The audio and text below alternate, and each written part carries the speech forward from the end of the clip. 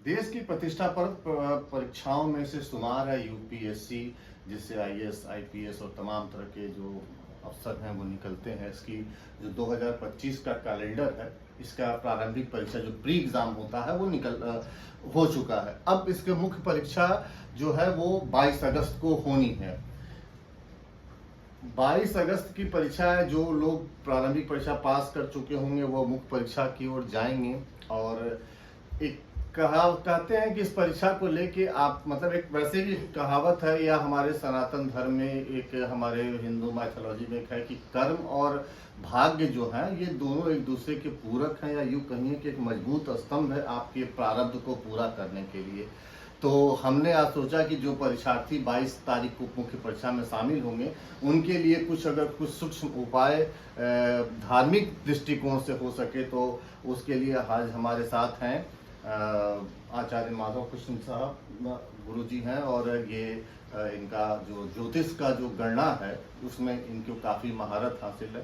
गुरुजी, कर्म और भाग्य हमारी आपसे चर्चा भी हो रही थी, दोनों एक दूसरे के पूरक हैं। ठीक है कि आदमी कर्म करता है, लेकिन भाग्य का भी साथ होना चाहिए, तभी प्रारब्ध होता है। बिल्कुल बिल्कुल, ये सत्यता है कि कर्म और भाग्य ये दोनों एक दूसरे के पूरक हैं।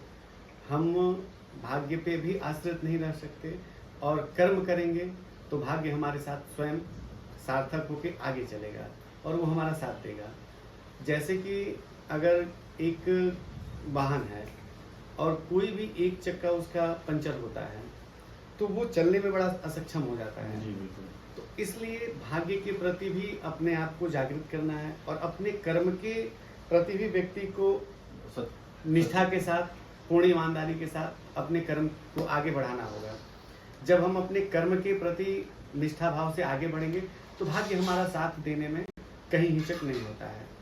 तो सबसे पहले हम अपने कर्म को अग्रसर करें, और भाग्य जो है परमात्मा हमारा जन्म के समय ही निर्धारित कर देता है। गुरुजी, देश की बहुत प्रतिष्ठा पर परीक्षा होती है यूपीएससी, उसका मुख्य परीक्षा हो चुका। 22 अगस्त जो है, जुलाई शुरू हो गया, अगले महीने की 22 अगस्त को सप्ताहांत में वो परीक्षा होती है। तो 22 से शुरू होगा, 22, 23 और 24 में अलग अलग पारियों में चलती है। जो परीक्षार्थी सफल होंगे, इतनी बड़ी परीक्षा है, लाखों बच्चे पूरे वो में हिंदुस्तान में इसमें शामिल होंगे। एक सामूहिक रूप से सबके लिए अगर कुछ एक उपाय आप बता सके कि क्या कर सकता है उस तिथि विशेष में आदमी। विशेष तो ये है कि 22 तारीख जो है वो भाद्रपद का महीना है और अमावस्या तिथि रहेगी, पहली चीज़। दूसरी चीज़ ये है कि सिंह चंद्रमा जो है वो सिंह लग्न का होगा, सिंह राशि का चंद्रमा है। अच्छा। तो हम ये सत्यता जानते हैं, सब लोग जानते हैं कि वेद विद्या अध्ययन के लिए सूर्य की बड़ी महत्वता रही है। ये सब लोग जानते हैं कि गायत्री की उपासना भी हम सूर्य नारायण से ही प्रारंभ करते हैं। संध्योपासना, गायत्री, ये हमारे सूर्य से संबंधित हैं। तो अगर विशेष किसी को किसी शिक्षा और परीक्षा में सफलता प्राप्त करनी है तो सूर्य की उपासना करनी चाहिए। तो हम तो ये कहेंगे कि उस दिन विशेषकर बच्चे जो भी परीक्षा देने जाएं, सबसे पहले सूर्य को अर्घ्य दें, और विशेष सफलता के लिए अगर हो सके आदित्य हृदय स्तोत्र का पाठ कर सकते हैं तो करें, नहीं कर सकते हैं तो ओम घृणी सूर्य आदित्याय नमः, इस मंत्र का एक माला जप कर लें। हाँ, सरल उपाय है गुरुजी, क्योंकि उनके पास पढ़ने के लिए खुद ही बहुत ज्यादा कुछ रहेगा। तो अगर ओम घृणी सूर्य आदित्याय नमः 12 बार ही पढ़ें, वो रास्ते में चलते हुए घृणी सूर्य आदित्याय नमः का स्मरण करते हुए और वहाँ पहुँचे। विशेष शुक्रवार का दिन है। हाँ, शुक्रवार को शुरू हो रही, तो प्रारंभ हो रहा है। तो श्वेत वस्त्र अगर धारण करें, अगर श्वेत वस्त्र नहीं तो एक श्वेत वस्त्र अपने साथ लेके जाएं। इससे क्या होगा कि शुक्र जो है वो वृद्धि और वर्धक कारक होता है, व्यक्ति के विशेष भाग्य का कारक भी होता है शुक्र, जिसका शुक्र अच्छा हो। तो अगर वो श्वेत वस्त्र अपने साथ धारण कर ले, और शुक्र को प्रसन्न करने का शिव जी का भी एक नियम है। तो व्यक्ति विशेष सूर्य का स्मरण करे, सूर्य के वही ओम घृणी सूर्य आदित्याय नमः इस मंत्र का स्मरण करे और भगवान भोलेनाथ का ध्यान करते हुए उस दिन वो परीक्षा देने जाए। हाँ, ये प्रयास करें कि जब वो परीक्षा देने जाता है तो घर से निकलते वक्त वो या हॉस्टल में है या कहीं बाहर है तो एक पात्र में जल भरकर उसको देखते हुए जाए। मतलब अपने दरवाजे पर अपने दरवाजे पे रखें और अपने दाहिने साइड क्यों क्यों क्योंकि हमारे शास्त्र में कहा गया है कि पूर्णम पात्र यशः सुदृष्टे, अगर भरा हुआ पात्र देखते हैं तो व्यक्ति के भाग्य की वृद्धि होती है। तो ये तो सहज उपाय है कि अगर कोई भी बच्चा ये जाएगा तो सामान्य एक पात्र से में जल भर लिए और रख और सकता है। उसको दर्शन करके हम बाहर निकल गए।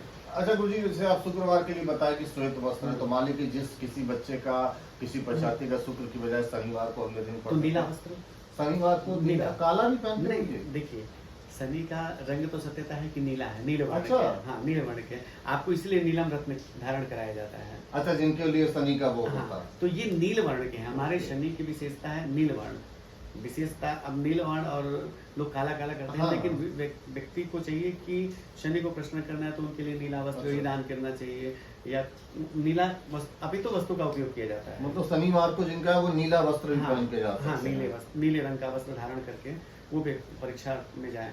और जिसका रविवार को है रक्त वस्त्र लाल वर्ण जो है लाल रंग का वस्त्र धारण करके वो जा सकते हैं। और दिन के विशेष हैं तो शुक्र के दिन शिव जी का भी स्मरण करिए, शनि के दिन है शनिवार के दिन जिसका पेपर है तो वो हनुमान जी के साथ साथ शिव जी का, इसलिए कि शिव ये ऐसे ग्रह कुछ हैं जिनके देवता शिव ही हैं, चाहे वो शुक्र हो, शुक्र के गुरु शिव हैं और शनि के भी इष्ट जो हैं वो शिव जी हैं। और इसी तो तरह से राहु और केतु हैं, ये भी शिव जी की आराधना से ही शांत होते हैं, तो वो वृद्धि भी देते हैं। ये और लोग अगर रविवार को है तो फिर तो सूर्य भगवान को सूर्य को याद तो कर सकते हैं। सूर्य का स्मरण करते हुए उस दिन जा सकते हैं। पेपर देने जाए, इससे उनको बड़ा लाभ मिलेगा। और ये ध्यान दें, पढ़ने वाले विद्यार्थी ये हमेशा ध्यान दें कि वो गायत्री का स्मरण करें, गायत्री का स्मरण करें, क्योंकि गायत्री वेद की माता है और वो एकाग्रता देती है, व्यक्ति के अंदर कॉन्फिडेंस देती है, उनके अंदर उत्साह प्रदान करती है। तो पढ़ाई तो अपनी जगह है ही है। मुझे लगता है कि अगर जो उसका ये छोटा सा उपाय की पढ़ाई के साथ अगर इसको भी किया जाए, हाँ। तो मैं ये नहीं कह रहा हूँ कि ये एक तरह से कोई मूल मंत्र ही है कि आपकी नहीं, सफलता को नहीं। सुनिश्चित करता है, लेकिन आपके रास्ते को सुगम बनाने के लिए जरूर ये हाँ। कारक होगा। कर्मण्यवाधिकारस्ते, कर्म करिए। और नारायण कहते हैं कि कर्म करोगे तो मैं तुम्हारे भाग्य को स्वयं सार्थक करने में तत्पर हूँ।